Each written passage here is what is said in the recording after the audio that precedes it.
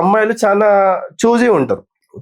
వాళ్ళు వాడే face cream కి కోసం కూడా అందుట్లో ఏమున్నాయి, నా ఫేస్ కి సూట్ అవుతుందా లేదా, అది పెట్టుకుంటే నా ఫేస్ ఎట్లయితే అని ఆలోచిస్తారు. బట్టలకు చున్నీ మ్యాచ్ అవుతుందా లేదా అని 1కి 10 సార్లు ఆలోచించే అమ్మాయిలు ఎవరన్నా ఇటువంటి వాళ్ళు దగ్గరకు వచ్చినప్పుడు ఎందుకు మీరు యాక్సెప్ట్ చేస్తుండ్రు?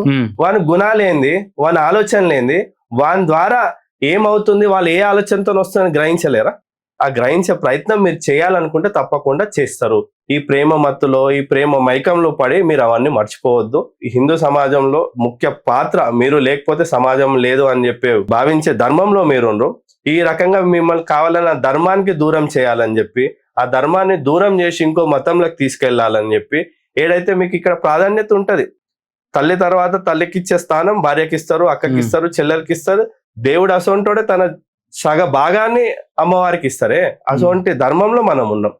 ఒకవేళ పెళ్లిళ్ళు అయిపోతాయి, పెళ్లిళ్ళు అయిన తర్వాత తలాక్ అయింది అనుకోండి, తలాక్ పేరు మీద మళ్ళీ కలిసి ఉండాలంటే వాళ్ళతోని నికా హలాలా పేరు మీదతోని తండ్రితో పడుకోమంటాడు, ఉంటది. అంటే వాళ్ళ దాంట్లో మా దాంట్లో ఉందని చెప్తారు. అంటే ఎందుకు అట్లా చేస్తే ఇంకొకసారి ఆమెకు బుద్ధి వస్తుంది, ఇంకొకసారి చేయరని చెప్పి. అంటే ఆ రకమైన సంస్కృతికి మీకు ఇష్టమా?